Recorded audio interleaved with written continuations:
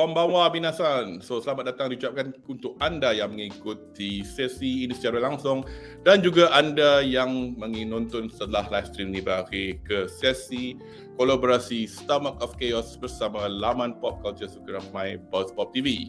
Seperti biasa, saya Kudo Marizu dari laman blog stomachofchaos.com bersama para panelis dari BuzzPop akan memberi reaksi dan ulasan siri anime Overlord musim keempat season finale episod 13 berjodol Which of the Falling Kingdom, which is essentially the name of volume 14 of the light novel written by Murayama Kugane yang disiarkan di laman streaming IKUZE pada hari Selasa yang lepas. So bersama-sama kita malam ini, panelis malam ini terdiri pada seperti biasa Isekai Waifu Hunter kita Anri Alwi. How are you, man? Hachama-chama, konnichiwa, dan salam salume deswa. What's happening, Chums? Chums, Chums. Chums, aku tinggal 2 episod lagi. So I'll watch it before we talk about it on Friday. Yeah, cool. Get some tissues. Tissues. Okay. Aku tahulah what you were talking about, but anyway, dan juga kaki anime dan Gundam Meister kita Muhammad Shazli American. How are you, man? Hello, doing great. Baru reach a personal milestone. Yeah, 20 tahun bekerja kat tempat sama, so saya dah tua. Tengok anime lagi. Yeah. Anime is not about age. A lot of anime creators are 50, 60 years old kot. So tadi when you're talking about age, and then obviously some people, you would know that some of our friends in basketball are keen players of Magic the Gathering. So I was talking to my brother who's 4 years younger than I am, and I was thinking like I have friends who playing this game, and they said, yeah, those games are not for kids because those games are for people our age. Because my brother played it in the 90s when he was explaining to me what it was like. He was explaining to me, it's like playing chess, except it's like Final Fantasy and it's with cards. So budak-budak muda, dia kata, will not get. Ada orang muda tak main MTG? Ada. Kita main, sebab Magic tu dia banyak format. So just today we played one of the formats. Anak one of our friends ni umur dia 13. Pasal bapak dia sure bagi tahu macam mana nak main semua kan. But if you think about budak-budak sekolah kan, I don't think among themselves they know what it is kot. Agaknya mungkin. Just so you know, a lot of the people who played Magic dulu kat Malaysia banyak started umur around teenager kot. Memanglah. My brother, I mean he said he wasn't a player. Kami ada, unfortunately, kawan kami dah arwah. He had cards, like boxes of them when he was in secondary school. Actually, the real barrier to entry now is the cost. Yep. Now, belajar tu is not that hard. Dia ada macam ni tau. You have like the beginner level of understanding. Then you have the more advanced level. And then you ada the tournament level punya play lah. Generally, kita boleh divide into 3 because to reach level yang tengah ni, yang first ni senang. I see. But once you want to go into the middle territory ni, which is actually the biggest category, sebab dia banyak you kena tahu basic interaction. Kalau aku dengan ini, timing dia macam mana, siapa reaction dulu and all that. Once you reach tournament level tu, is when it comes to the deck design. Tapi one thing I learned from my brother, I don't know whether this is ethical or not among players, is that you could have like you dengan kawan you, katalah I dengan Anri lawan you dengan Nick, tapi I boleh pakat dengan you Ulasan Nick. Oh, in multiplayer formats, dia ada format berbeza, but the one of the more popular format in Commander is every man for himself. I see. Tapi alliances can be made halfway through the game because another guy tengah jadi hero.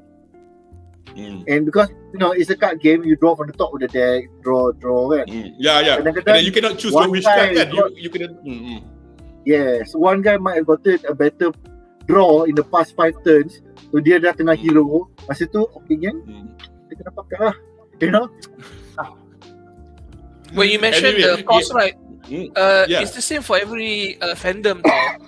Warhammer 40k is very expensive. Even video gaming. So you need to work to play all these games. It's not for kids. You have to have an income. Yeah, income, exactly. So kita menyimpang sekejap ke hobi-hobi.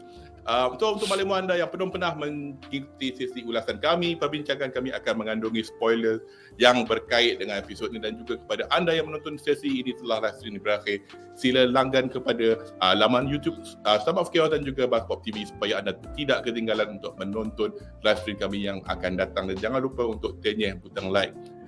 Akan tetapi sebelum kita ke segmen reaksi satu malam, reaksi satu malam, 1001 malam, reaksi satu ayat malam ini, mari kita ke segmen ringkas kita as usual. Dochi anime o miteiru.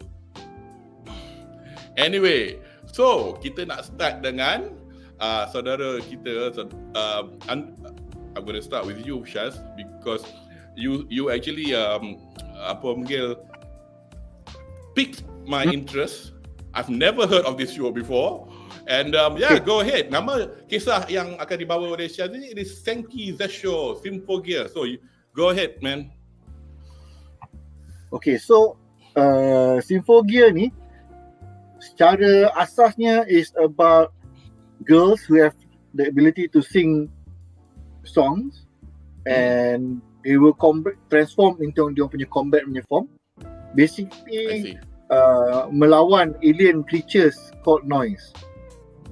So this anime has been around since 2012 and dah ada 5 season. Okay, so one season is about, was it a full 20 lebih? Yeah, I think most of it is 20 plus. I've never heard of it, so you need to tell us. It's a whole 100 episode you can go through. So it's exciting in that sense. Dia yang pentingnya bila they sing the song from their normal punya day-to-day attire or uniform or whatever they're in, dia akan macam jadi magical girl tak, dia akan transform.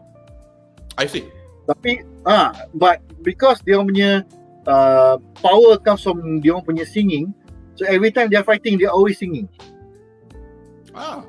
So macam musical. In fact, like it's like a musical like when they fight. Yes. They are actually singing the songs that you are listening to. So macam like they're singing blah blah blah blah, dia tapi di tengah tu karakter tu menyanyi tau. Okay, did you watch this 10 years ago or you just picked this up? I watched it from season 1. And I mean, did you watch it then when in 2011? Yes, aku watch. I watched every season except yang terbaru as it come out. I see. The recent one aku rasa masa PKP kot aku tengok. Dia keluar around 2019. So that one mungkin aku dah terlepas. I didn't realise there was a season 5. So aku rasa I thought dah habis kan, because I still enjoy a lot of the songs until today. And dia punya intro, the first 5-10 minutes intro tu was like, these are girls who are singing and fighting in combat style armor. And actually fighting tau, bukan macam magical girl ting ting ting then you dah kalah. No, they are actually fighting, throwing punches, shooting bullets, and do they have an armor macam, I mean, since you are a mecha fan, do they have punya show with singing fighters? Okay, is there a mecha element to it? Like do they wear armor or anything like that? Not mecha, dia macam combat suit lah. Basically what you see kalau you tengok dekat dia punya ni, that is the hero Tachibana, that is the main hero. Yang tengah tu. Heroine yang kat tengah tu, that is a combat uniform. I see. And then dia orang punya combat, the thing is the noise, aliens yang dinamakan noise ni, they cannot be heard by conventional means. I see. Tapi these girls in dia punya fighting gear, and when they're singing and everything, they can cause damage to them lah. Of course, dia punya the story has the concept of power of friendship. So kalau you tak suka elemen power of friendship, you can go away. Tapi kalau you suka girls yang boleh transform into suit, you like exciting songs, combat style, pumping style songs kan, and then you are okay with the power of friendship macam Dragon Ball, a lot of sports anime. Power of friendship can beat a lot of things. Then you enjoy it. Yeah, nice one. So excellent. And the thing is, dia punya it starts with two main characters. Over time, the main character heroine punya roster bertambah. So I will let you all figure out lah. Season mana dia bertambah. So poster ni, if I'm not mistaken, pasal I was looking for it. I think season 1. So does that mean over the next few seasons there'll be more characters in the team or something like that? I don't think this is season 1. This might be season 2. I was, because aku tak tahu kan what to get. Tak apa, it's okay. But regardless, the Tachibana yang kuning is the okay, wait, let's go through the blue one. Nama dia adalah apa boleh tengok. Yang macam ayam telinga kucing tu. These were the 3 initial characters. So I was surprised when they got more characters after that. Okay. Yang biru tu nama dia is Tsubasa Kazanari. She was actually one of the original from the heroine punya set lah. There's actually a minor spoiler, but the spoiler resolved dalam first 5 to 10 minutes. Hibiki Tachibana yang pendek kecil tu. Okay. And then the other one yang putih tu nama dia Chris Yukine. Tetapi that is her special form, tak silap aku. Sebab her main armor warna dia merah. So they have like the normal armor and then they have special armor. Dia banyak henshin lah in that sense, but dia tak ada henshin jadi macam Kamen Rider tu hilang. So it's power of friendship with fighting girls. Girls who are actually fighting yang bukannya hihiha kind of fighting. There's actual explosion, character melayang-melayang. And itulah aku rasa the story development, kalau kau nak compare dengan the story character development is not very deep. Kalau you compare dengan even One Piece, katakan One Piece kan dia all the black stories semuanya. It's enough for you to enjoy because you want to watch it for the fight scenes anyway. And I mean, as you know, that's how I watch my anime anyway. Nak tengok gaduh dah habis tu. Anyway. Itulah kan. Aku suka Jojo, bro. I didn't bring my banana. Tak bawa pisang ni. Tak bawa pisang Muhammad Abdul anyway. So it is a very interesting anime lah, I would say. Tapi yang penting sekali, kalau you tak tahan power of friendship be everything, you maybe better not lah. I'm sure. I mean, the only thing I've just read a few just untuk penonton di rumah basically. So inilah satu season pertama dia was in the winter of 2012. At that time ada 13 episod dan terbitan studio. I've never heard of this guy Satellite that encourage film, but this been anime 10 years ago. But it does seem to have an interesting format. Anri, have you seen this before? No, but I've heard of it, but I've never seen it. But I'm not surprised. A lot of this anime in that year, right, 2012, falls into the female idol type of action punya trope tau, because masa I tengok trailer dia dekat tu, you can hear the music, you can hear it, lagu-lagu macam era tu kan. Yeah, because I was also trapped in that same trope but on a different genre. I was hardcore on Idol Master. That's something that I tried watching but I never catch on, and then dia orang ramai gila. Oof. It was a bit overwhelming, but I enjoyed it a lot. It was very well done for the genre lah. Yeah, because talking about like last week, I was mentioning that I like rock band punya ni. One thing that bukanlah tak pernah dengar of them, but I never because caught on. Macam Bang Dream, for example, that's a band. Bang Dream. Idol Mas. But I like bands, so like for example, the Bang Dream girls and the Rosalia, if not mistaken. The guitars are actually designed by ESP Japan, so you can go to Tokyo and buy the ESP brand for $1,000 unless you buy the cheap version lah. But that's by the by lah. So anyway, you're here because you want to talk about this person. Isekai Oji-san. So okay, go ahead.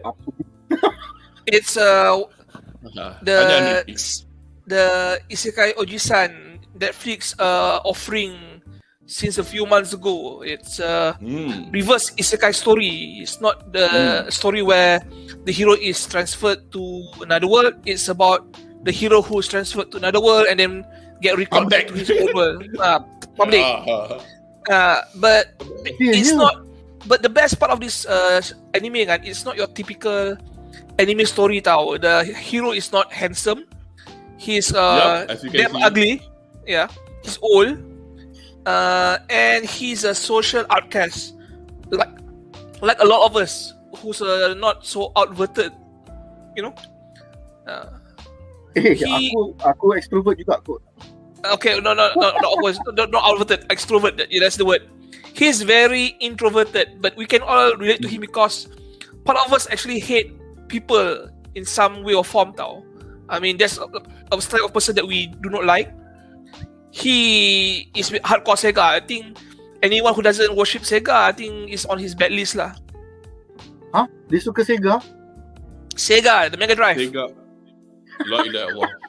Yeah. Memang uncle lah. Memang uncle lah.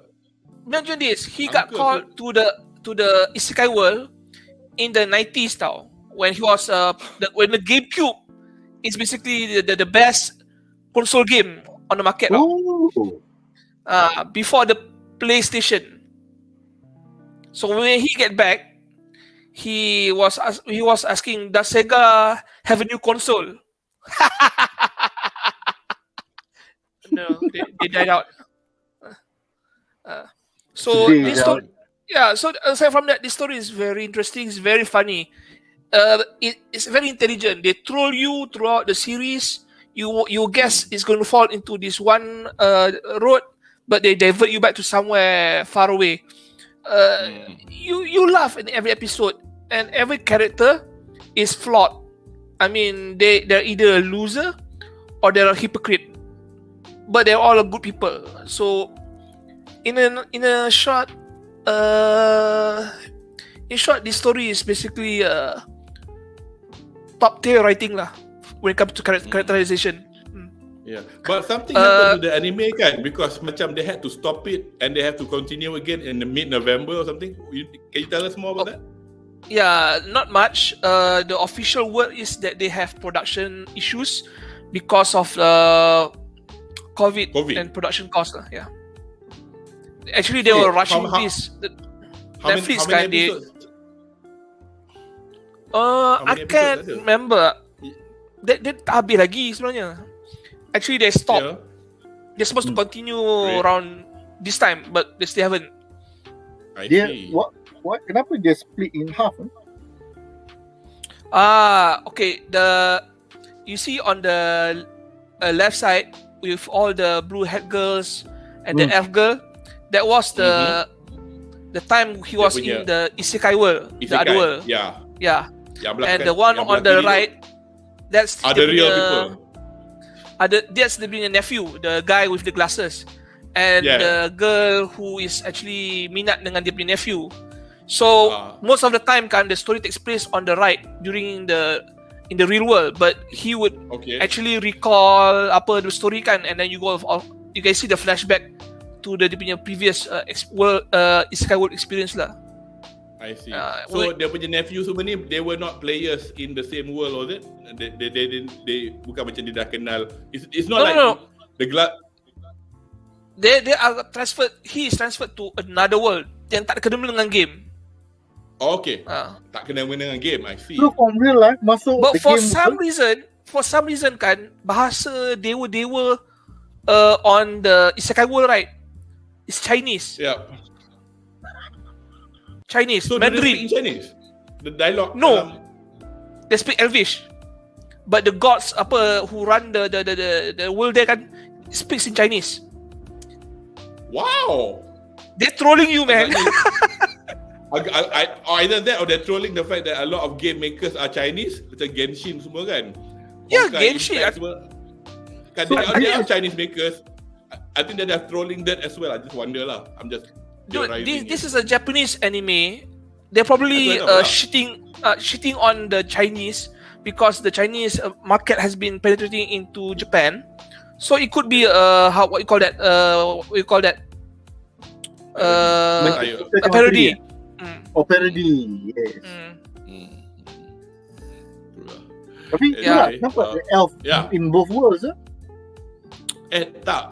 That's because there was one episode where he tried to con the girl yang minat dia punya nephew kan into thinking into doing something, and he had to transform himself into a girl. So he transform himself into the elven girl punya shape. Oh, just one question. Masa dia kena isekai, did he become a woman or become a man? In the isekai world, uncle. Oh, I forgot to tell you the funniest part. When he was transferred into the isekai world, he looks the same. But because of his features kan, he's not actually ugly, he's normal. But compared to the denizens of that world, he's the ugliest fucker ever breathe in the air now. They don't call him a human, they call him an orc. And everywhere he goes kan, dia kena tangkap, bakar, kena seksa, kena kesian dia. He suffered lah sebenarnya. Everyone attacks him, the monsters, the heroes, the adventurers, the monsters, the villagers. Because he's damn ugly. Okay, I'll watch it lah. I'll just have a try. I'll have a look at it. If I would say cerita kan, watch it because it's funny as fuck. Because imagine normally the story of an isekai anime is that kau masuk dunia baru from your loser life world, you go there, you become hero. So dia kau jadi sampah. Daripada sampah dunia sampai isekai. Oh my god. Tak cukup sampai isekai, binatang pun benci dia. Yeah, and every episode he gets attacked by the people of that world. And most of the time kan dia ketangkap kan, people thought that they were going to get raped by him because he's an orc. The elves kan thought, a lot of times kan they thought he was going to rape her because of the evil look he has on his face. Padahal dia nampak biasa je. Muka hentai. He looks like that. He looks like the ugly bastard as you would in an Arrow anime. Anyway, have you got anything else to say about the anime? Yeah, watch it. I easily give it 5 out of 5. Oh, nice one. Okay, I'll give just a short fact check. The Symphogear tu each season ada 13 episode, not 20 something. Okay, cool. Thank you for that. Anyway, I'll just give a short resume of my selection. Probably people have heard me talk about this briefly. I can only talk about this briefly now anyway, because saya mana ni? So at the moment saya baru saja menonton core pertama anime ni yang bertajuk Summertime Rendering. Dia disiarkan waktu spring season tahun ini. Oleh kerana SIRI ni berada di penjara Disney, because di mana saya duduk dia tak tunjuk lagi, tapi di sini dah pegang rights. Malaysia dah dapat. SIRI ni kalau di Jepun baru berakhir 2 hari lepas, tapi kalau tak salah saya dia delay by 2 weeks kot. So you can still watch it on Disney Plus. Kalau anda duduk di daerah di area Asia Tenggara lah. So anyways, saya pasal benda ni dah dalam Disney Jail, saya baru tengok sampai episod 15 and I watch the rest by binge watching it lah. So no spoilers in the chat please. So siri ni diadaptasi oleh OLM Studios yang pernah membuat komisan Nagatoro Season 2 dan dari manga nukilan Tanaka Yasuki yang diterbitkan oleh Shueisha di Shonen Jump Plus secara digital. So siri ni berkisah kejadian misteri di Hitogashima lebih-lebih lagi setelah kepulangan the main character Ajiro Shinpei untuk menghadiri majlis pengkebumian mendiang adik angkat beliau yang bernama Kofune Ushio yang mati lemas. Shinpei mula mengesyaki sesuatu setelah mendengar desas-desus yang adanya tanda-tanda di bahagian tengkuk Ushio setelah mayat mendiang diketemui. So bersama Kofune Mio, adik kepada Ushio, mereka cuba untuk menyelidiki kejadian mati lemas tu dengan lebih lanjut. Namun sesuatu insiden berlaku yang menyebabkan Shinpei kembali ke detik beliau tiba di Hitogashima sehari yang lepas. So di sini beliau didatangi seseorang yang menyerupai mendiang Ushio. So basically saya tak pernah tengok ReZero. So people who have watched ReZero, diorang kata it's kind of like a familiar premise lah. ReZero campur what's that other cute anime yang violent gila. Bukan Elfen Lied. I'm talking about it's a bunch of girls, dia duduk dekat, dia bunuh orang pakai parang. God, something when they cry. Anri, you could help me if you can remember the name of that. Anyway, manga nukilan Tanaka Yasuki ni telah tamat diterbitkan sebanyak 13 jilid dan ianya telah diterbitkan dalam bahasa Inggeris dalam bentuk omnibus sebanyak 6 jilid. Manakala anime ni baru saja berakhir, as I said, last Friday. 2 core panjangnya, about 25 episodes, dan siri ni diarah Watanabe Ayumu, pengarah After the Rain dan Konisan no Komuyoshidis. Dan dibintangi seiyu Hanae Natsuki, which was Tanjiro Kamado, again another hardworking male seiyu as well. Dia berlakon sebagai Shinpei dan pelakon baru Nagase Anna sebagai Ushio. So just a trivia, the mangaka for My Hero Academia, which is Horikoshi Kohei, he used to be the assistant to this mangaka yang buat cerita Summertime Render ni. So anyway, so kita dah bukanlah menyimpang. This is part of our regular programming. Now we'll talk about anime in general since we are anime division. But then again, so mari kita kembali to our usual programming dan kita ke reaksi satu ayat for our final review of the season finale for season 4 Overlord.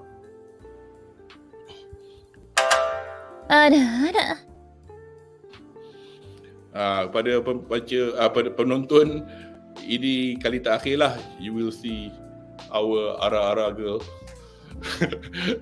Lepas ni kita dah we'll be moving on upwards and outwards. So anyway, so reaksi satu ayat saya, lies, deceit and geriatricide. Kalau kepada anybody wanting to know what geriatricide means, it means membunuh orang tua. So and I love the demented Disney princess scene that we will talk about later. But apakah reaksi satu ayat para panelists? So we'll start with Anri. What's your one word or one sentence? One sentence. You cannot explain this in one word. Renner, Disney princess. That's it. Demented Disney princess. She stole the show. Yeah, she stole the show. But mula-mula aku getik sikit, tapi after that, wait, there is a reason. But anyway, what does Shaz think about this episode?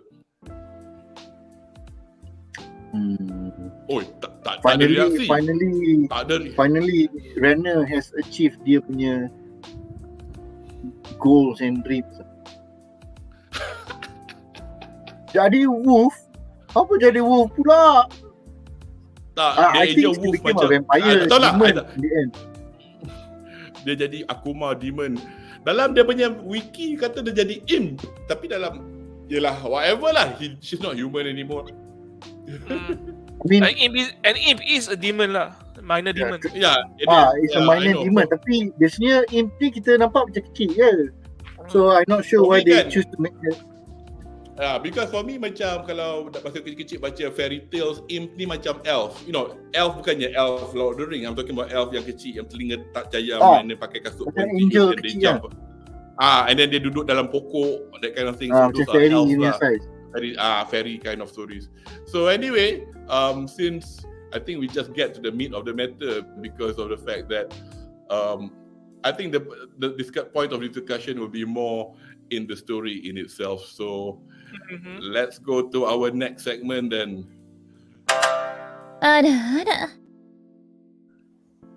Yeah, segmen kita yang pertama. In fact, the story is done, I think, macam terkejut Doc jugalah lepas 2 episod yang hamba. And as much as I felt it did feel like they're rushing a lot, but I thought the pacing was not too bad. But there were too many points for me to divide it into 3. I've just divided this into 4. But don't worry about it. I think we can just talk about what we can talk about lah. So okay, since you're on the page at the moment, Shaz, so segmen pertama, kepangkuan Ayahanda, climb IKUZE.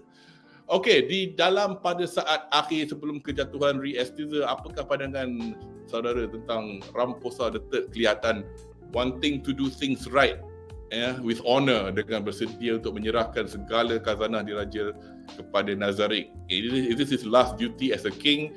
Is he just sekarang baru nak wise up after making wrong decisions? Apa pendapat saudara about him? Aku rasa he's a very naive and ineffective king lah. Aku ingatkan he will have like a final stand ke apa ke, but dia macam here's my head. In fact, from several episodes ago pun he was willing to serahkan kepala dia tau. Dia macam like okay lah, aku dah kalah. Compare dengan anak dia, berani face head on the battlefield. This guy just like I lost a few years ago. Mentally he lost a few years ago, and honestly cara dia bertindak ni is a bit macam kalau kita tengok some animes, dia orang ada ketua kampung. Oh, please take my life and spare these kids who have wronged you. Usually the evil troop or whatever army is passing through, budak-budak akan buat kacau. Oh, please spare them, take my life instead. Masalahnya, this is a conquering army that has already destroyed half your nation. Sorry, not half your nation. Almost every part of the nation. Except yourself. He's not going to care. He's not going to care about your treasures and all that. He already knows what he wants. And then have a look at his treasure. What made me feel sad at the same time as feeling sorry, macam what a pitiful person you are. 1, 2, 3, 4, 5, apa? Is that going to make them go, wow? Tak, you imagine there has never been a scenario di mana conqueror becomes interested in your culture unless they want to assimilate the people. Yalah. I do not see any evidence of the King of Darkness wanting to absorb your nation into their kingdom. So what do you expect them to do with your book and culture? They're not going to care. They're not going to care. So dia ni macam, dia ingat yang nak datang serangan tu macam orang biasa tau. Okay lah, this is our history, please take care. First thing first, kalau dia serang your country, even if it wasn't the King of Darkness, let's say lah some random conqueror macam Genghis Khan, he's either going to take your people and make them his, or he's just going to burn your whole kingdom down. Like he did to kat mana? Iraq. Dekat Iraq tu. Iraq lama, Babylon. No. The point you just made. Masa Genghis Khan serang Iraq, masa tu dah Khalifah. Okay, I don't want to be Palatau, Abbasiyah atau Muawiyah kan. Whatever it was, as you know, golden age of Islam kan. All the science, all the mathematics, all the medicine. According to my friend who's more learned, maybe I misunderstood him ke apa. Basically, the Mongol horde took all the books of knowledge, put it across the Tigris, made it bakar, jadi jambatan for the more of the army to cross to get to the Philippines. Basically, dia disebabkan the Mongols sent messenger, and then the leader at that time killed the messenger and hantar balik. Hantar balik tu mengamuk Genghis kan, like aku punya messenger nak ajak kau berbincang pun kau pengal kepala. Lepas tu after that they completely destroyed the entire town, the entire population, the entire civilization. Itu yang buku-buku semua hancur, all dia punya historical records hancur, library semua hancur, men, women, children semua mati. That is literally the King of Darkness punya actions at that point of time.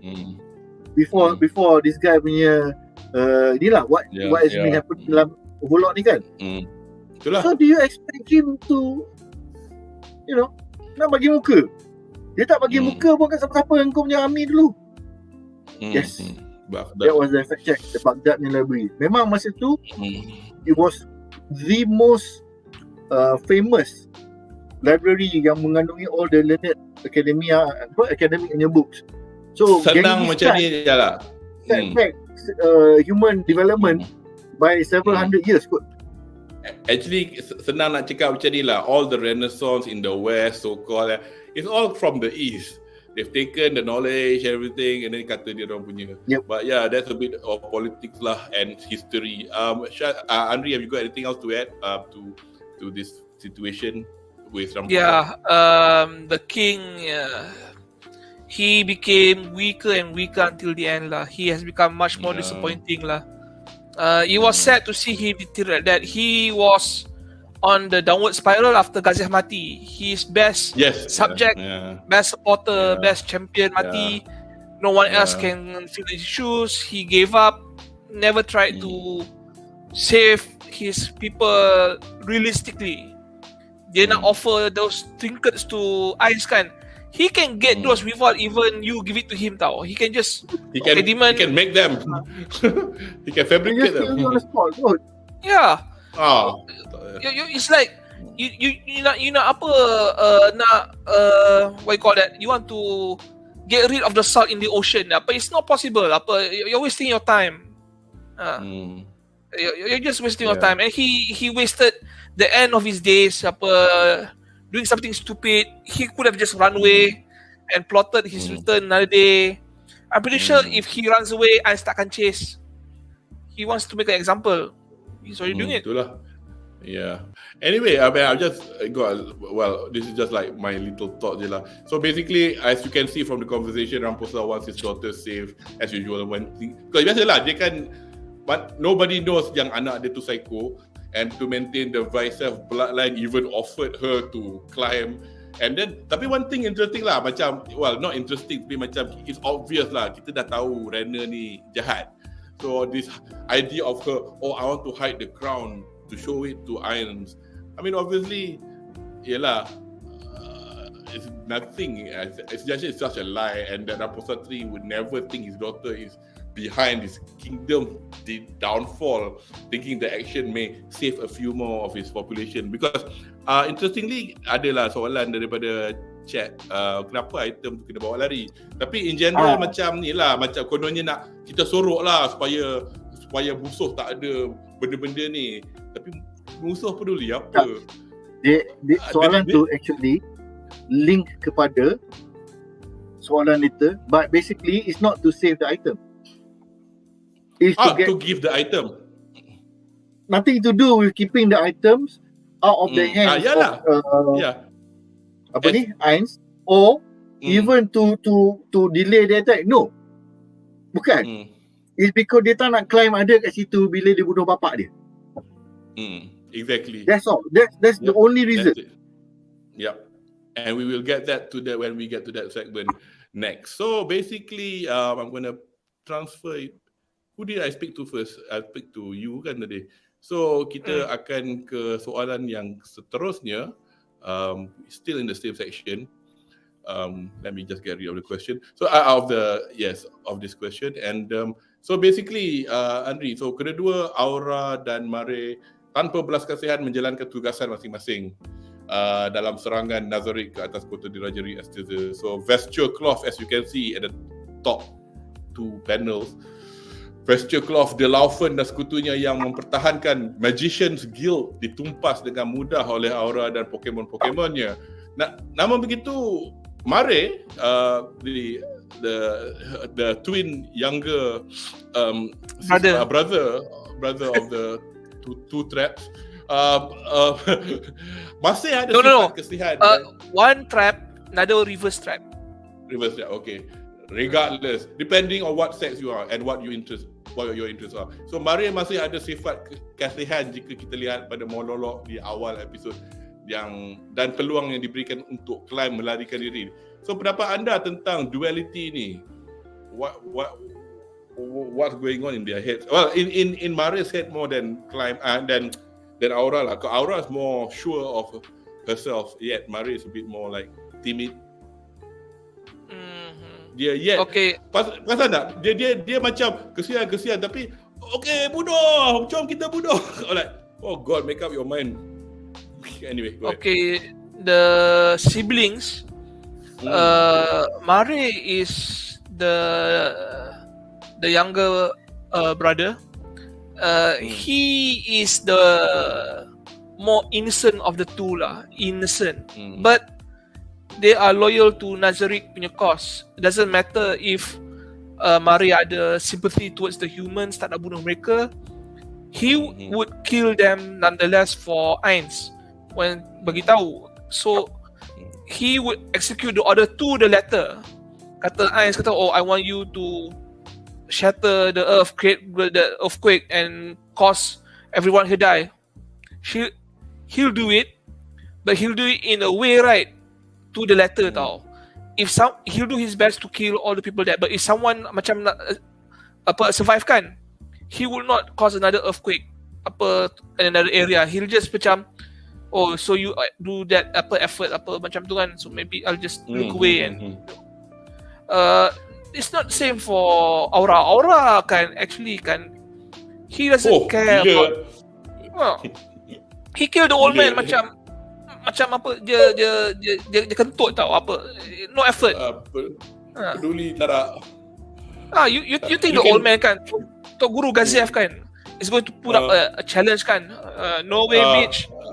Dia dengan dia punya Shinsen Gumi datang kan, pakai samurai kan, oh you think dia going to put up a good fight kan. They didn't even last 3 seconds tau. Jadi makanan pada Pokemon dia. Pokemon.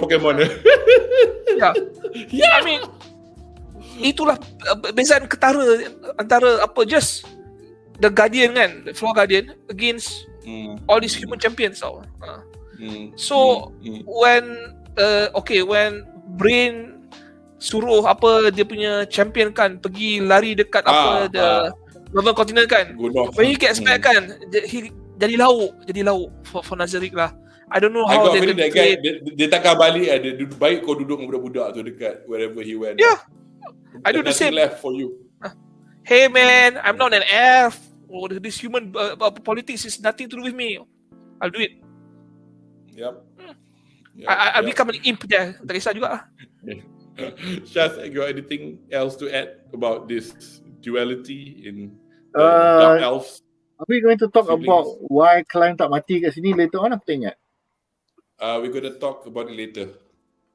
Okay. Because so basically there'll be a segment then. Basically, diorang ni this is another classic example of why the humans are so outclassed. Sebab jangan kata Aura dengan Mari, the fact that diorang punya summoned creatures pun is more than enough to just take out the best that the kingdom has to offer. Betul. And aku rasa Dino last week. Aku rasa the Cikgu Gazem ni kan, this old man kan, he's not even using any magical equipment kot. Entah dia macam Brain juga. Okay, kita nak mati anyway, jomlah kita perang sikit. Piak, mampu kepala dia hilang. Dia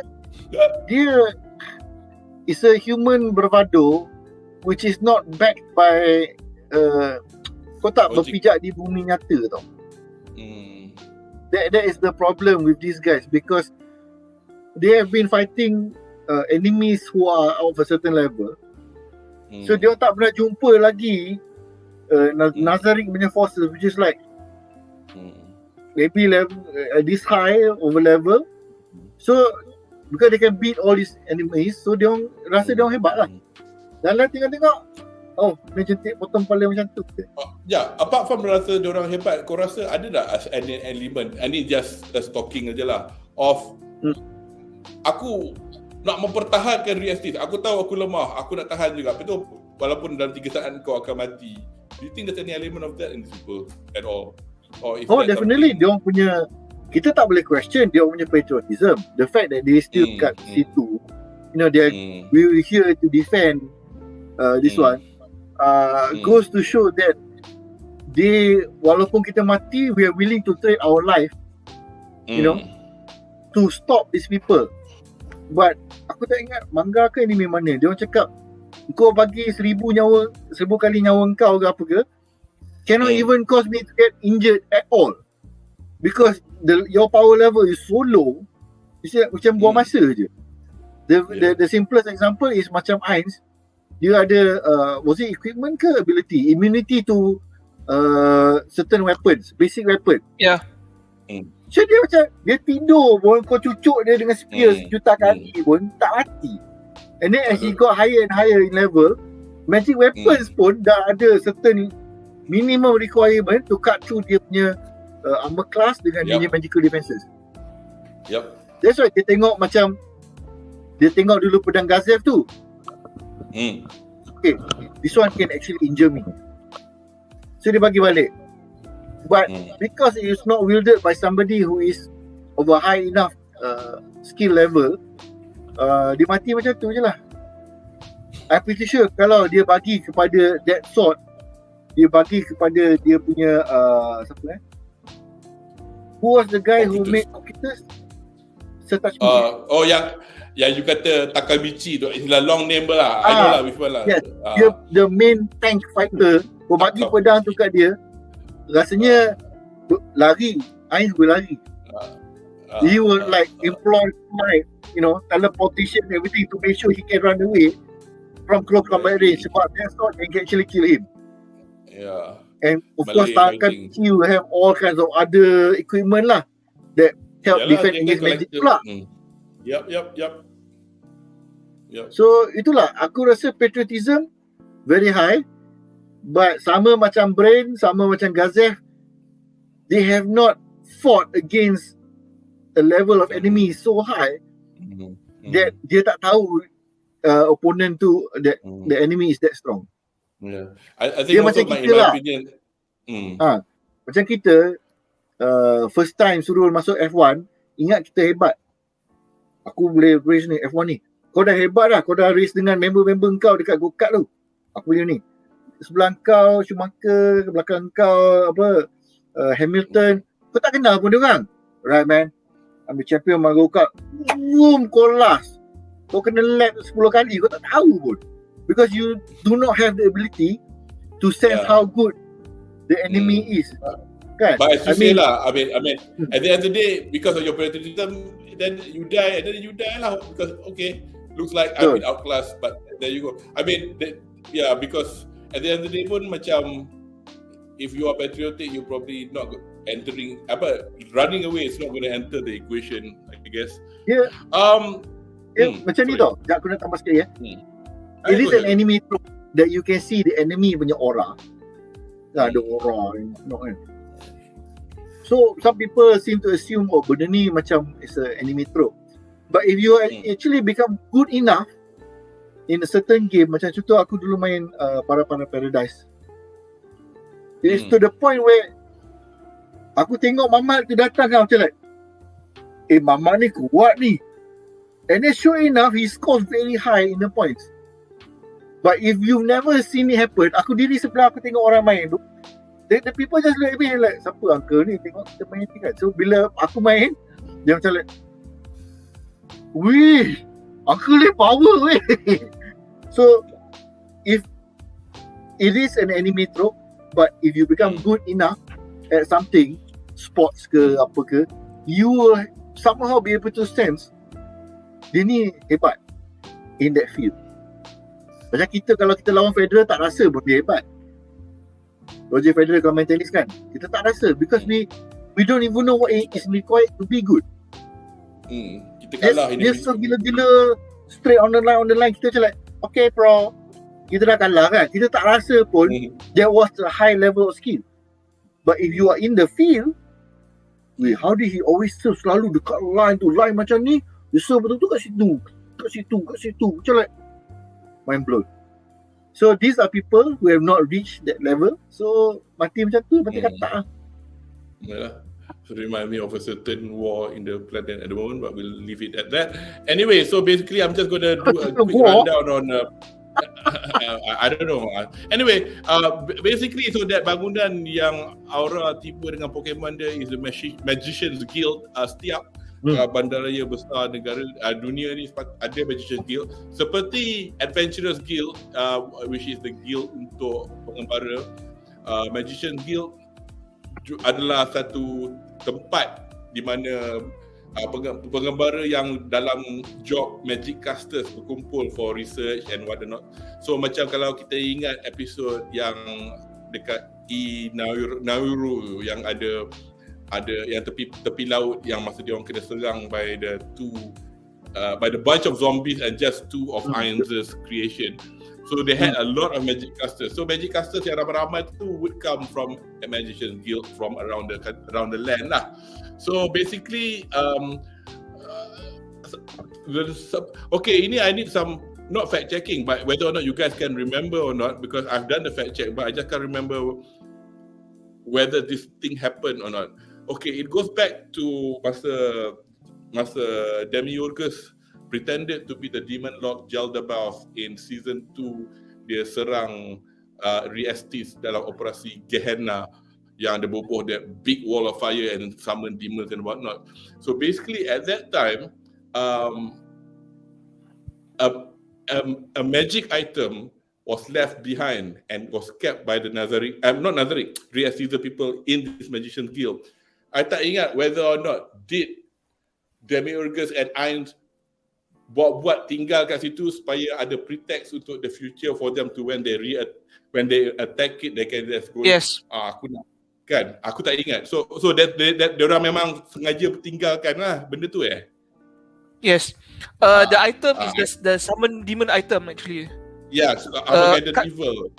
Armageddon Evil. And then I kasih Demiurge kan as a reward kan. This is actually the first item your creator and given to me. I will give it to you. Then he was macam gembira lah because item, full item quality. He purposely left it there. He purposely left it there so that they can actually it's a long-term plan actually. If they do manage to use the thing and the demon will come out and they can actually start the plan. Also, where do you think they keep the item with the other items inside the vault? So they can actually have a known location purpose. So it's a long-term planning. Dia macam beacon lah. So dalam cerita ni pun banyak long-term planning. Watch later. Video dia aware masa you're breaking up.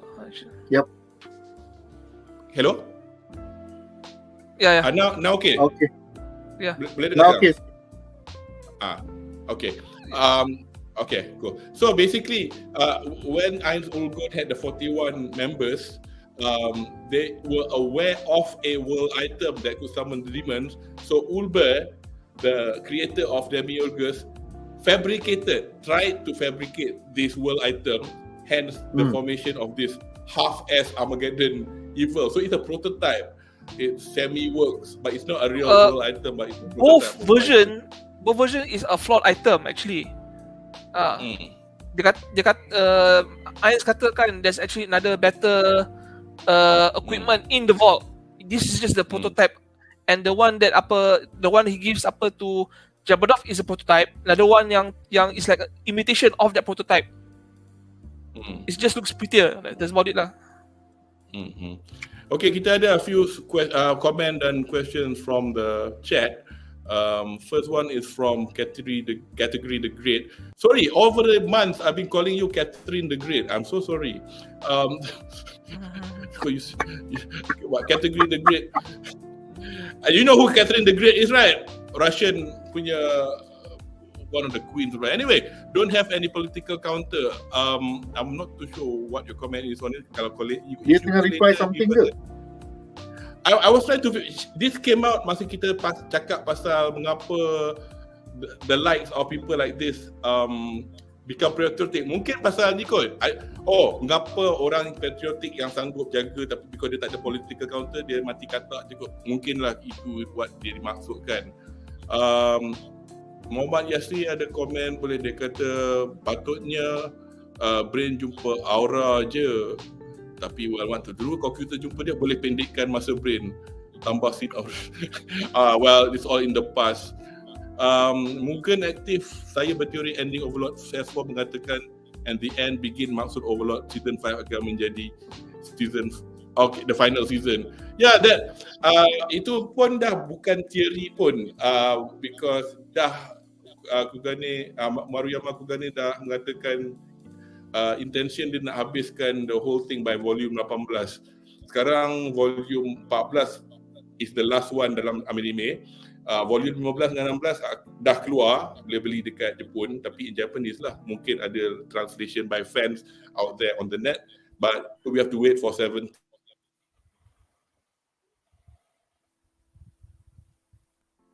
Line dia putus balik. Hello? Be able to. Ada orang tengah streaming ke kat sana, Kudo? Hello, Kudo. Tak ada bunyi Hello? You Hello? are, yeah. You Video call pun boleh tengok. I've switched a lot of things off actually. I've switched a lot of things off. Banyak orang tengah download benda ke kat rumah kau? Aku tak sure. Kemungkinan. How is it now? Is it better now? Yeah, Better, more stable. Yeah, more stable. Okay, more stable. Okay, just a quick one. I'll try not to go on too much. So bila dia nak habiskan volume 18, kita pun terfikir macam banyak benda tak terjawab lagi. Maruyama Kugane pernah cakap dalam interview, dia kata dia nak leave it open-ended. I'm like, okay, we'll see lah what happens. And season 5 won't be out lah for the next 4 years, quote, at this rate. Anyway, the reason why aku just nak theorize lah, kenapa dia nak leave it open-ended, is because dia punya faction is too great. Nazari is going to be too great, too strong for him to finish the story, because there will be so many things that Ainz can do. So there is easily another 60 light novels that he can do kalau nak ikut dia punya niat. So kalau katakan very simple fact, kalau dia just satu kontinen je, then he take over, kontinen lain tak tahu lagi, magic system lain kita tak tahu lagi.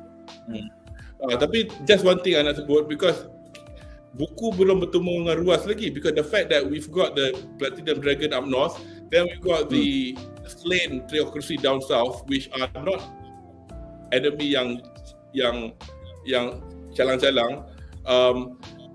And just one thing to add, not just open-ended, he actually used the word fan fiction. I wouldn't mind people do fan fiction, aku macam whatever lah dude. Tapi after 14, 16, 17 episode light novels, well, tu cerita dia kan. Just a quick one just to end this. I have an opinion on this actually. Go ahead. Apa nama that person? Mugen the Great actually. Mugen apa? The Drive. Mugen yang ya apa boleh. Mugen Active. Mugen Active. Okay. I don't think it will end at season 5. I think it probably ends at season 6. And if it ends at season 6, it will just be the end of the Nazarick punya arc tau.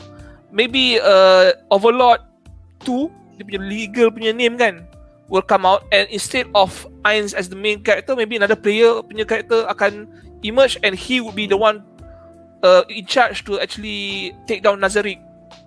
It's just more money for the creators for the show lah, basically. It's like the anti-Boruto punya formula. Instead of continuing Naruto punya story, itulah mungkin dia akan buat Overlord punya light novel pun end kat situ, then dia akan write from a different perspective lah. Yeah, from another person. It's not a champion of light. That is what they do with the what you call Gundam, right? Xeon Path and then another one path, whatever it is lah. It's just good writing if it's good writing lah.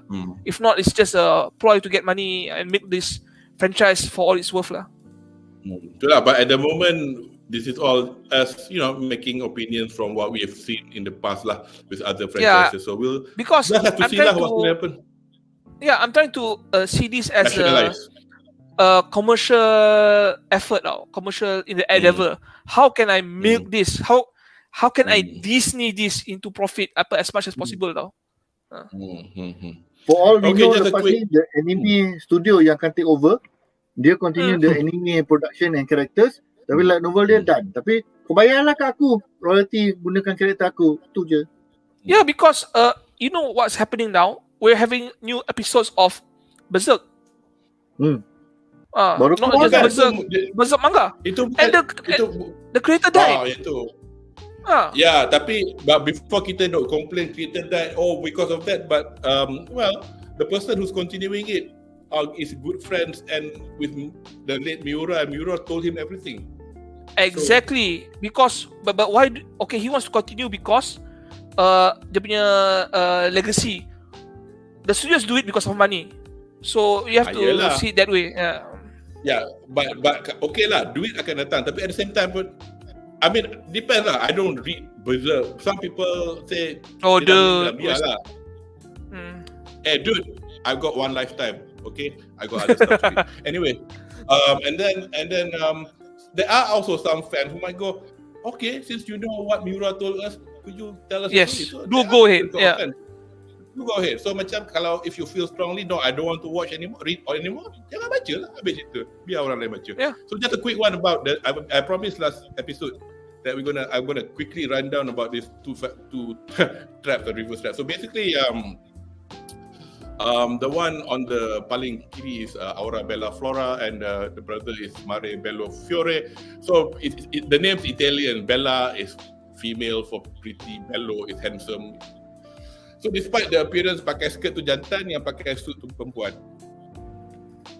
Dia punya disposition pun berbeza.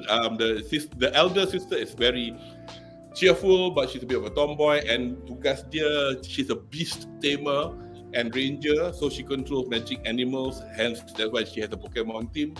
Then compared to her younger brother, who's a bit more pemalu, he lacks confidence, as you can see obviously from the way that he talks. Hobi dia kuat tidur dan membaca dan mengumpul spesies tumbuhan. So basically Seiyu untuk Aura is Kato Emery. She's Becky Black Bell from My Hero Academia, which, as you all know, the first episode landed yesterday. Then she's also Saikawa Riko from Maid Dragon. Who's Becky Black Bell? Becky Black Bell is Spy Family. Yeah, Becky Black Bell is Spy Family, and then Saikawa Riko is Maid Dragon. The same Seiyu. Okay. And then for Mare, the Seiyu is Uchiyama Yumi. The only thing I can find from her that she's the main character in Mushiko Tensei. She's Rudius Grey Rat. So anyway, so let's what? That's high profile. Yeah, I'm sure the first beats of the please Mappa buat sampai habis. Buat apa sampai habis? Cerita ni Madhouse tau. Betul, jangan bagi Mappa buat. Mama Yasir, okay. I'm not sure Mama Yasir what you're on about, but this is a Madhouse endeavor, so I don't think Mappa got anything to do with it. So anyway, so kita dah we've seen a few bits from the chat, and time for us to go to the next bit lah. Ada. Okay, soalan yang seterusnya, soalan kedua. Soalan kedua, segmen kedua. Kalau berani kasih lawan lah, one by one tu obviously it's a grammatical error on purpose. Siapa tengok Piramdi akan faham dari mana saya ambil ni. So soalan dia pendek je. Soalan ni sangat pendek kepada Syaz. Siapa pembunuh Raja Ramposa? It's obvious, but the way that they've done it in the anime, probably for siapa yang tak baca and probably a bit naive might go, siapa bunuh? Go ahead. This one is obviously Renner lah. Because dia punya apa ni? More people. Dia nak kata macam ni. Renner needs to needs to bring the king over to the throne room, because that is where I should be, and it is a symbolic punya gesture that you kill the king on the throne room. Ni Renner pun dah duduk tunggu semua tu. Timing dia mati tu pula memang cantik lah. Lepas tu dia berlakon kat situ, biar dia Aku tangan berdarah, what am I going to do and all that. When you cannot get the blood on the hands like that if you are not the murderer. Tahu tak? Sebab kalau tidak dia akan percikkan kau. Kenapa kau nak rendam tangan kau dalam darah semua tu, lepas tu I don't think it's going to happen. Lepas tu kau tengok tak, mata dia tak menangis pun. Chase. Tak ada menangis langsung. Crocodile tears. Crocodile tears. Don't even have Among Us tears. Among Us. Itu trend terbaru Among Us lukis kat mata, lepas tu kasut dua kan. Ini menangis. Buah kasut. My God. But aku tak faham tu. Why did she have to bring climb ke situ to be killed by this one? Mungkin aku rasa mungkin lah Renner nak bagi one final last heroic memory kepada Climb as the Climb kan the protagonist of his own story. Or in this case Renner view her Renner story. Renner story. Renner punya story, dia lah protagonist, dia lah hero aku. So at least before I convert myself to jadi your follower, and by extension Renner yang ngikut aku menjadi follower kau juga, I want to see him one last time fighting against the strongest enemy that he can fight. Because Renner ni kan terbantul. Dia tak dapat enough adventuring time, dia tak dapat enough training time. Lala dah jadi pak turut kepada princess ni. So let me see him in his glory lah, one last time before we both turn to the dark side. Have you got anything to add, Anri? Okay. To this very short question. Renner memang is obviously the guy who killed the king Rembosa lah. But ada sebab dia. If you see the scene after dia cakap dengan Albedo kan, she thanked Albedo for giving her the opportunity to serve Nazarick and for passing that poison. That poison kan dia guna untuk bunuh the children at the orphanage and the nuns there. That was the one Yeah, episode 12, the first scene, dia kasih makan the beef stew. And then she asked the nurse kan, please have some yourself. I know you haven't been eating because of the children. I made extra this time. Reason is for the seed. This is what I read from the light novel readers lah yang post kan. Dia kata for the seed of the fallen to activate properly, right, you must have negative karma sebanyak mungkin tau. You kill orphans, you kill nuns, you plotted the demise of your kingdom. 90% of the things that shit that has fallen right now is from you. Plus, you kill your father with your own hands. Cause the downfall of the kingdom. And of course, lying to the love of your life. So her yeah, so if we did 40% untuk jadi demon, right? She gets like 150%. Tapi aku rasa acing the system. That makes sense. The conversion to change her into a demon probably required macam dia kata a lot of negative karma lah. But I think and she has already probably kan taken the seed of the fallen kan before the fall of the kingdom. Do you remember kan sebelum Climb masuk the throne room kan, one of the Yuki owner punya creatures kan kata kan, you have the honor of entering the throne room as the last human in this palace tau. Meaning Renner at the time kan is in the process of becoming an imp, or he's becoming an imp, which is why kan when she took out the sword kan tiba-tiba macam ada power tau, that's beyond human. Yeah. So this story kan Overlord, they give us a lot of small hints and we can connect it to the previous episodes, even the previous season. So kalau if this fans tak notice ni apa and discuss it with me and I read it online, I takkan sedar. So I appreciate these small details on random illustration. That explains kenapa dia test pedang. Yeah. Because he was going to use it to kill the father. Yeah. Tengok, everything makes sense. Apa? Tapi aku rasa dia miss satu opportunity je lah, that Renner tak cucuk Climb from the back. That would be the you have to understand. Ultimate bad karma. she wants to convert Climb into her servant for the rest of their life. She's now a demon. She has like ability to, you know, climb on Climb. Sasuga Renner sama Oh yeah. Dan Sasuga time tu pun dia climb on Climb itulah timing there's a Sasuga. I'm not sure if Climb you feel guilty at every time that happens. Tapi dia ni best. Tapi dia jahat.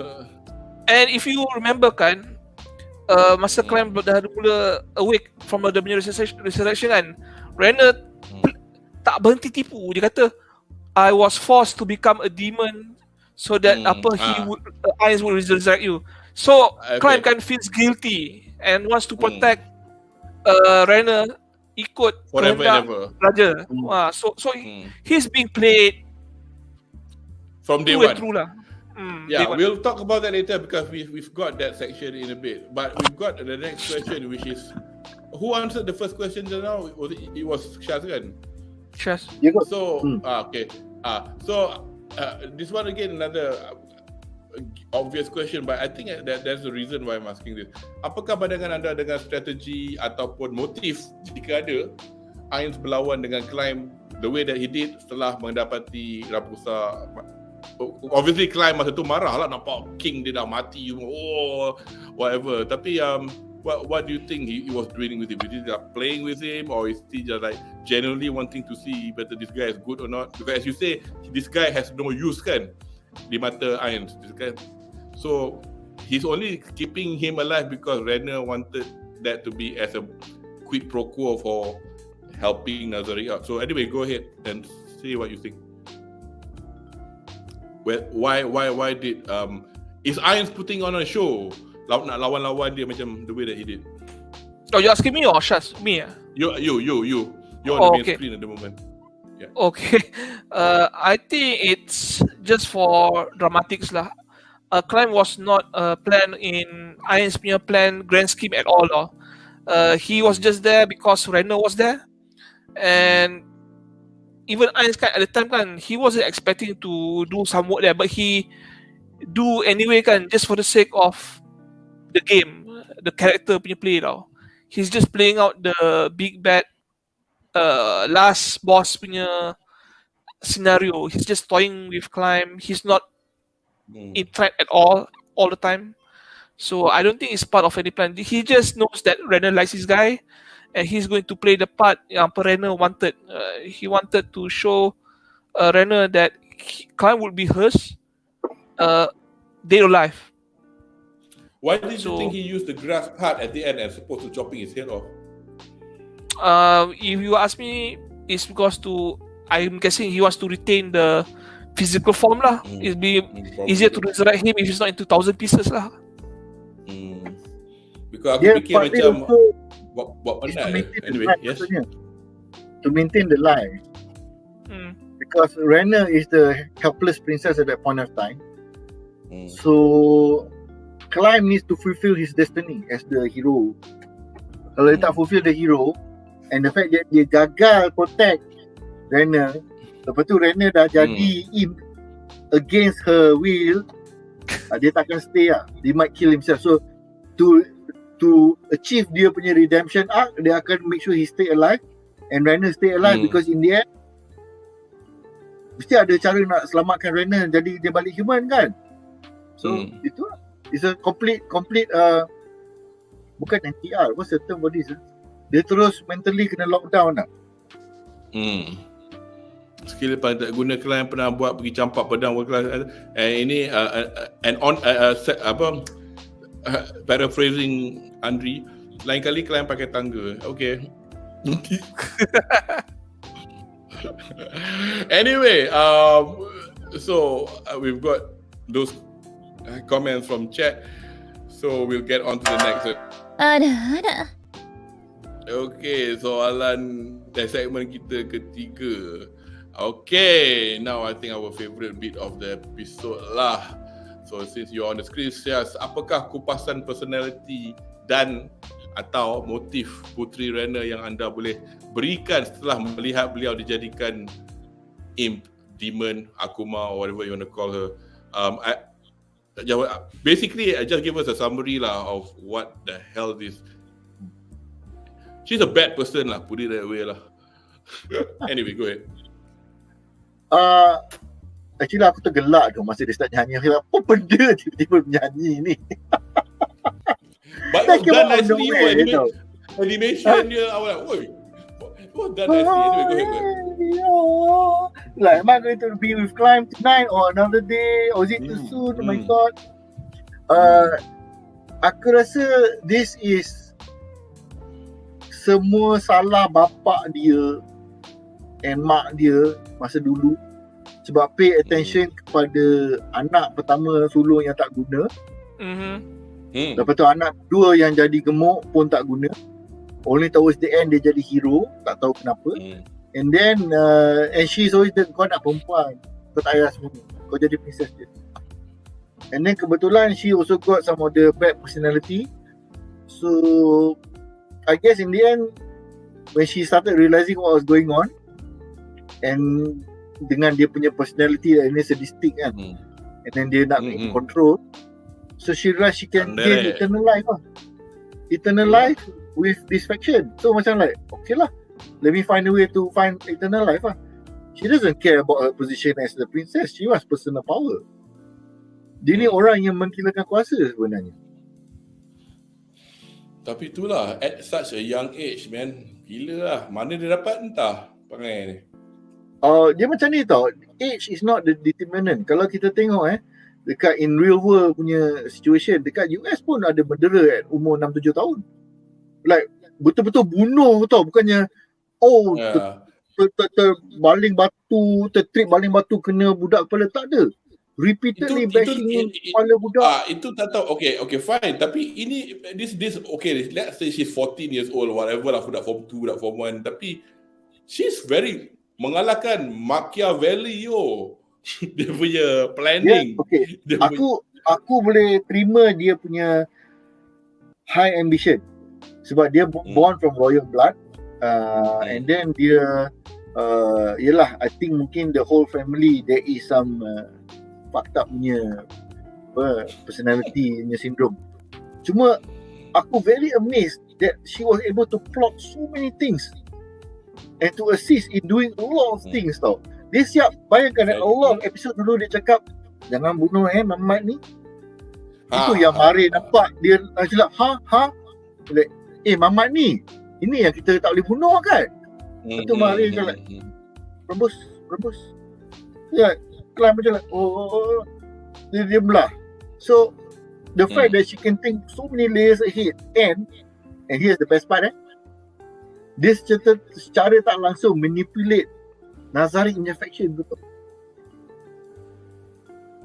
Sebab dia nak join punya ni, she managed to manipulate so many people sampai Ainz pun boleh lawan to fulfill her desire. So kau bayangkan dia punya level of ambition and hopes of control is so high.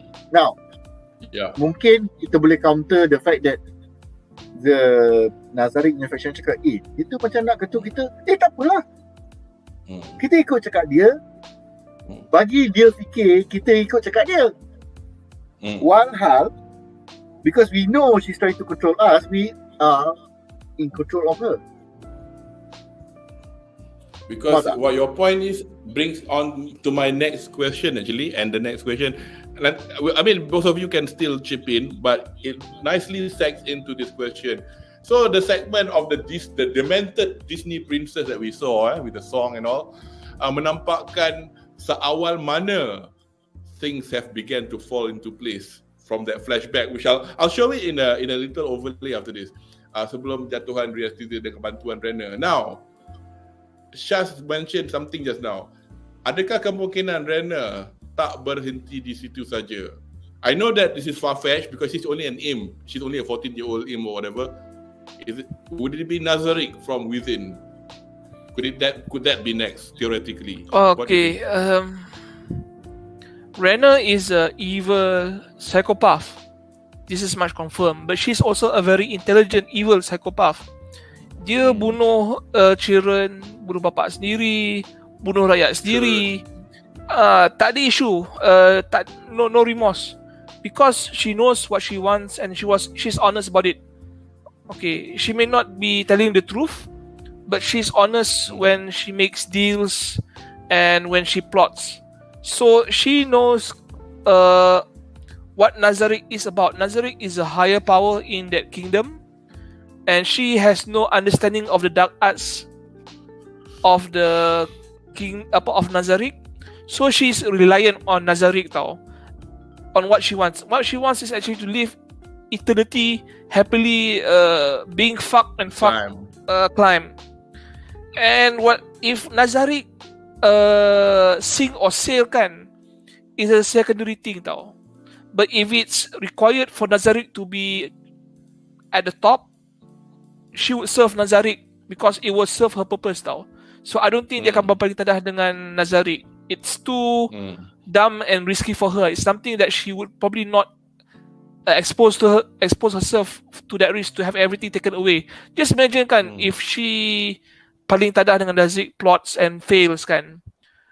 Death would be one thing. They probably wouldn't do something to climb that will be much more worse for her. I don't think she'll kacau the status quo with Nazarick lah. At least that's what I think lah. Shaz, have you got any other thoughts on whether or not what this woman can do next or girl can do next? Ada. What Anri says memang make a lot of sense. And kita jangan lupa when Abida said, "Are you ready to serve Nazarick for 1,000 years?" She said, "Yes." For eternity or whatever. Tak ada macam sedih, tak ada apa.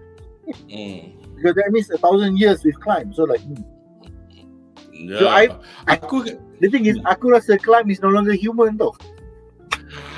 Aku baru nak cakap pasal dia kata papi kan. Kau ingat cerita Kau ingat cerita Mars Attack tak? Mars Attack. Yeah. Betul. Because kepala climb tak nampak badan. Aku bayangkan badan dia anjing macam dia human. Aku risau benda tu. Because dia kan nak sangat papi kan. Aku takut. Tapi kalau dia jadi macam tu, I don't want to know how you guys tak. Dia macam ni. Aku rasa Climb punya role in the anime as a fighter, kalau dia dah tukar lah kan. You're right lah. Kalau he's no longer a human fighter, then he's just to serve her only lah. Sebab scary juga tau. Nanti macam ni kan. The fact that dia tak tunjuk. Aku ingatkan dia ni dah tinggal kepala je ke. But then when you mention that mungkin it's the kepala of a human or something else, oh my god. She like puppies. It actually fits Overlord tau. And it could also mean that it could also be why Climb, dia dah boleh rasa kenapa aku tak ada tangan ni. Kenapa aku macam ada 4 kaki kan. Mambi lah. Kata dia ni badan kuda dah kot. Jadi Renner. Jadi kuda. So Renner always ride Climb all day long. Shaz, exactly what this guy written down. Play with Climb all day. Anyway, great, as we say, great minds think alike. So just a quick rundown lah on our crazy Disney princess. She's got a fancy name as all her siblings. Sorry aku punya iPad mampus. Nama dia Renner saya Chardellon, real face self. So anak ketiga Ramposa the third, Yandere, as we know. So I mean, kalau kau nak nyanyi lagu pasal dia, aku pun ada lagu dia. Dia lajur jana, dia rosak bangsa, dia musuh rakyat, dia musuh negara. So anyway, nothing else to say. If you've obviously watched her throughout all the 3 seasons, from season 2 onwards, there's nothing else to add lah. We know that she's one sick MF. Her seiyu is Yasuno Kyuno.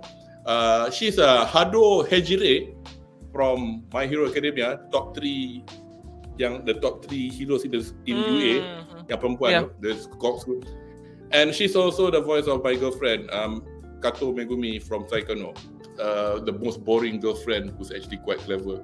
So just a quick rundown on kepada siapa yang dah tengok yang mungkin macam nak figure out what's what. I mean, this is probably obvious to a lot of you, but just a quick rundown. So basically, on the first panel, we have Demiurgus.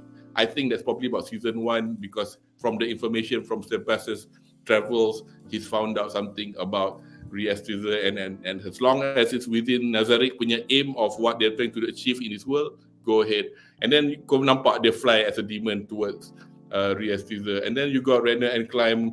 Obviously, kita nampak Renner just came back from the window. God knows whether she was contacting Nazarick via her secret agents or whatever. Just to build on the fact that she's been doing this for Climb all this while. And then we have Renner discussing with Zanak and Raven. So as much as kita nampak Zanak macam became a better person at the end, but part ni he's conniving juga. Dia kata, oh, we got enough evidence to point towards my elder brother as being a dickhead because he's in cahoots with the 8 fingers. Hold on. Let me just tell you something. How bad King Rambosa is.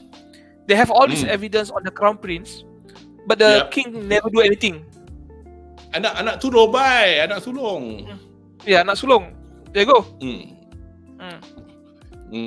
Then the next bit we got Demiurgus giving a briefing to his Pleiades as well as Sheltier. Gila, dia single out Sheltier.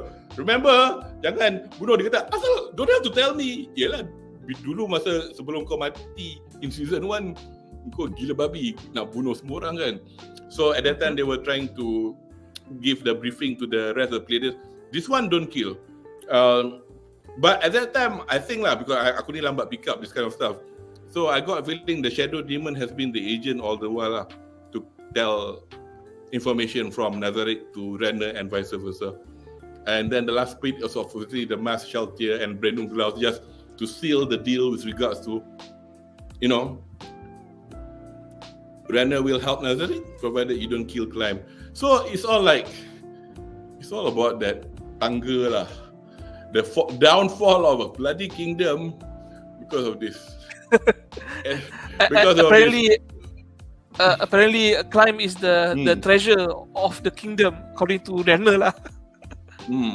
So itulah, as I said in my little overlay tu, just to paraphrase Marvel, it was Renner all along, but we know that lah.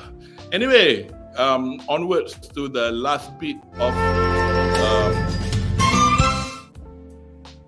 so that's a teaser of what we're going to see next time instead of Ara-Ara.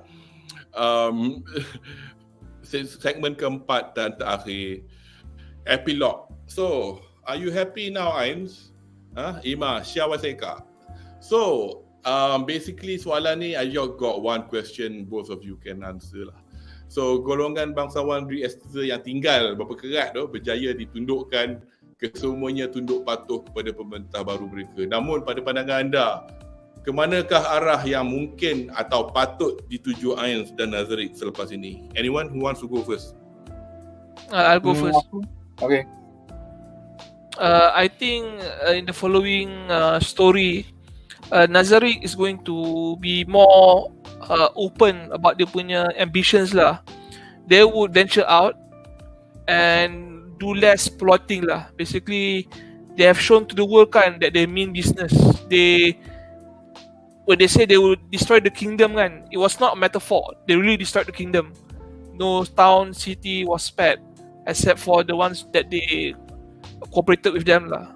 So if they wanted to say, okay, I wanted to force the other nations kan, to see if they have players and NPCs like I wanted, suspected lah. So they'll just go travel there kan and just demand things now, and people would think twice about saying no. So we're going to see a more aggressive Nazarick as the story of Overlord progress lah. That's what I think is going to happen. Whether it will be completed in a nice, tidy way is still up in the air. But I think the time of Nazarick plotting behind the scenes kan is over. Now there's no point having Monga kan? Yeah. There's no point. Momon. Shaz, anything to add? Okay, two things. First kali aku sedih dia tengok dia orang ni. Aku pun. Sedih bukan sedih kesian, sedih menyampah. Because aku kesian anyway. For all dia punya plotting kan, kita nak show ni, Alliance kata aku bagi korang sometime, tapi when this time I come to collect, you all must pay. Basically their fate is sealed tau. They just bought a few years maybe, or a few decades or whatever, but sooner or later your country is your estate, your family and whatever is gone. Dia cuma bagi masa je, because you are you brought the head of the ni, so okay lah, aku bagilah sementara. How long that sementara is depending on his mood lah. For now dia tengah happy kan, for now dia tengah happy, so okay lah, give you tengoklah berapa tahun ke apa ke, when it's time aku akan collect. Dia akan destroy balik all dia orang punya estates and whatnot. Itu satu.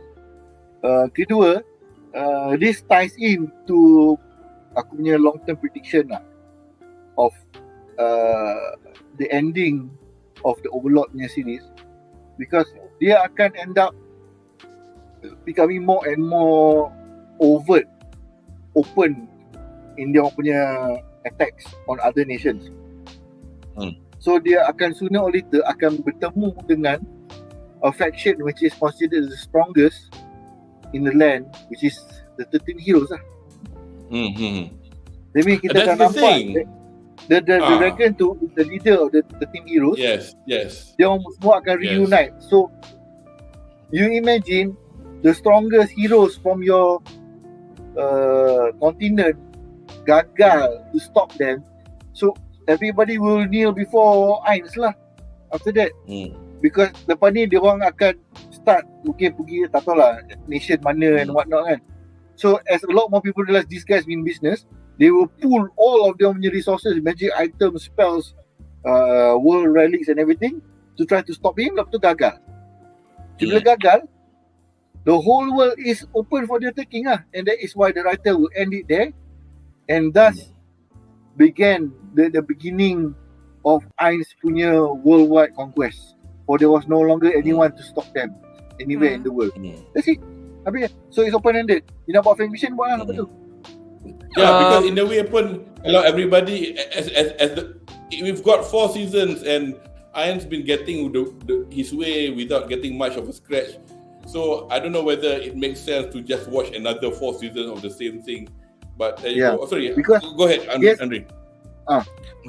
Okay, about the nobles yang survive ni kan, Raven and gang, right? They're not in a bad position actually tau. They are actually the nobles kan who survive tau. Just imagine kan, all the refugees kan yang selamat kan, they would flock to dia punya land, dia punya Raven punya territory, and those territory yang other lords yang mati kan, dia boleh just pick it up. For all you know kan, tanah dia kan, he would bertambah 2, 3, 4 kali, 5 kali ganda. But it's still self-to-self Nazaric, which is basically what they agreed upon in the first place before the whole end war started. So it's not actually a bad position for them. They're not in a powerful situation, but that's the whole point. Nazaric kan, they're not interested in ruling the land. They just wanted to safeguard dia punya existence from the possible threats. Kan dia katakan the biggest threat kan is actually other players, other world items being used against them. Macam yang that happen to Shelter. It's not a possibility, it's factual because Shelter dah pernah kena control. This is the thing. Kalau macam katalah betul macam, well, I've got anyway I'm going to stack this into Harapan because what we are talking about is in a way our Harapan as well, because if it's ending it, because now we've got 15 and 16, and 15 and 16 the just basic premise is Ainz dia bercuti ke dunia elf bersama the 2 dark elf Mare dengan Aura, and it's 2 volumes long. These 2 volumes that's out. So wait, you're going to the elf land and then we still haven't got a conclusion with what you're going to do with the people with potential, as you say, world items like flipping the dragons, and so what? Are you going to finish it all by 17-18 batch lah? I don't know. Tapi rasa macam we are waiting for this, and personally, whilst it's all intriguing and all, but wow, for a few seasons about a girl wanting to get his her little doggy to be her lover for the rest of eternity it culminated in this, and yet we have the bigger things in place, like potential enemies for Nazarick with world items and all. But anyway, we've got a film coming out of a story that was meant to be in the middle of the season. Dia nak basically Overlord dengan the Robless Holy Kingdom. Just the basic premise is that Jaldabaoth muncul kembali menyerang Holy Kingdom. So again, same shenanigans lah. But I do not know what the ending is. But obviously, by the time kita tengok episod 7 hari tu, Holy Kingdom dah minta makanan daripada Nazarick from Reaksi. So I don't know whether or not the animation company will take this story as a story selepas Reaksi jatuh, but it doesn't make sense because I don't think they can do that anymore. Because they dah support Holy Kingdom already in episode 7, so there's no way they could backpedal it and whatever. So then we got these 2 novels. The novels actually came out in June. They're available at Amazon Japan, but obviously if you can read Japanese, go ahead lah. Tapi saya tak tahu. I'm sure ada fan translation of this somewhere on the net. By all means, I'm sure you know where to look for them. If you look, what else have we got to say? Have you got any other harapan else? Things to add actually for this, how many episodes? 13 episodes of season 4. Guys, ada apa lagi nak tambah?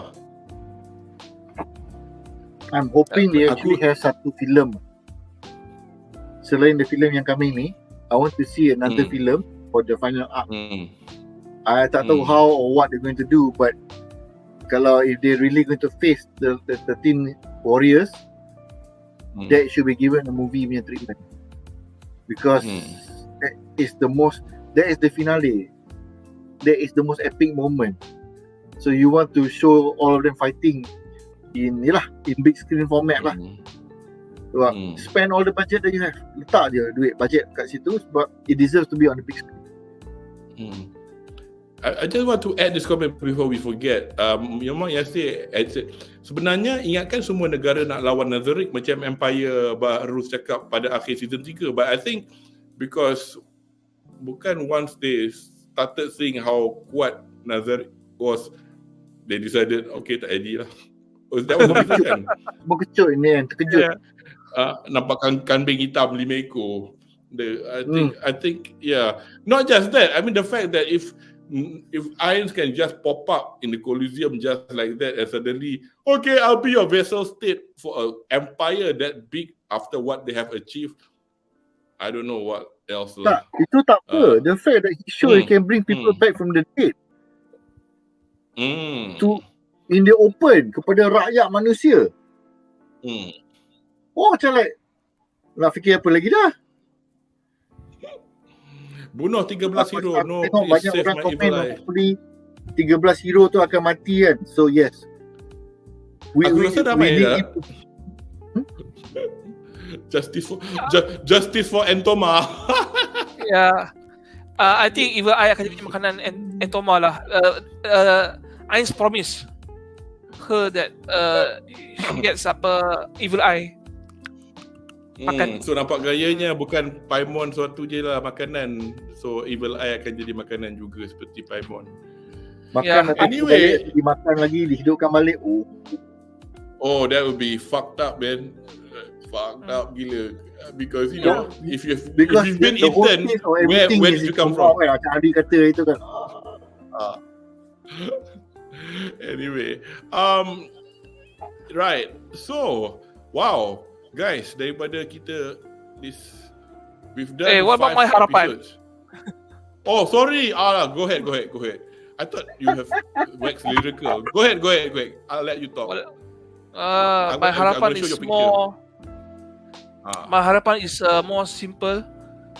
If they do going to spend the next season lepak dekat negara Elf Kingdom kan, the Dark Elf Kingdom kan, I hope there will be at least Dark Elf Myth Kingdom, Giant Mirko Queen Elf.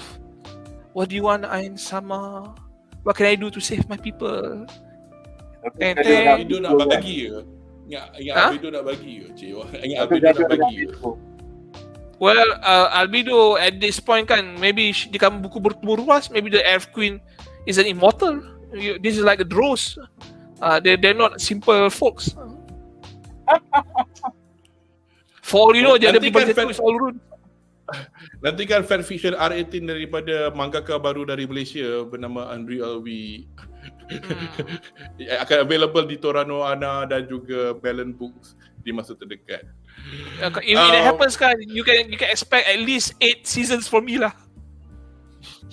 8 seasons self-made apa episodes of fanfiction. Oh, there you go, Maruyama. You want your fanfiction? Here from Malaysia. I call it Shinseki Overlord R18 Adventures. Yuki Hen. I hope Kementerian Dalam Negeri tak menonton this. Anyway guys, so thanks. Chat ada lagi 2 komen Izzat. Okay, there's nothing new to add lah. So guys, thanks a lot for putting up with us. Anyway, nampaknya as usual kita dah tiba di penghujung kita punya sesi Bedah untuk season finale Overlord season 4 dan diharapkan penonton di rumah terhibur dan kami berharap penonton di rumah akan kembali bersama kami kali ini hari Jumaat pada 7 hari bulan Oktober jam 9 malam untuk actually saya nak buat 9.30 malam untuk Cyberpunk ni because dia weekday. Bagi sesi ulasan Cyberpunk Edge Runners bersama panel kita yang sama Anri Alwi dan Shaz, stock owner terbesar untuk CD Projekt Red, dan juga kita ada lagi satu panelis saudara Munif Malik. Hopefully we'll have a good session on Friday night. Kepada anda yang baru ke sesi kami, jangan lupa untuk melanggan, berkongsi dan klik butang like untuk butang like untuk kedua-dua laman YouTube STOMACHOFCHAOS dan juga BuzzPopTV, laman pop culture suka ramai Malaysia. So, terima kasih kerana sudi bersama kami. Sekali lagi pada gerakan panelis saya ucapkan otsukare sama deshita. Muhammad Syazli American, Kaki Anime, dan juga Isekai Waifu Hunter Anri Alwi, dan saya Kudo Maharizo signing off. Ijo desu. Mata ato de. Bye guys. Bye-bye. Bye-bye. Aku ingat aku punya screen ni iPad, nak tekan screen. Pangang ke apa?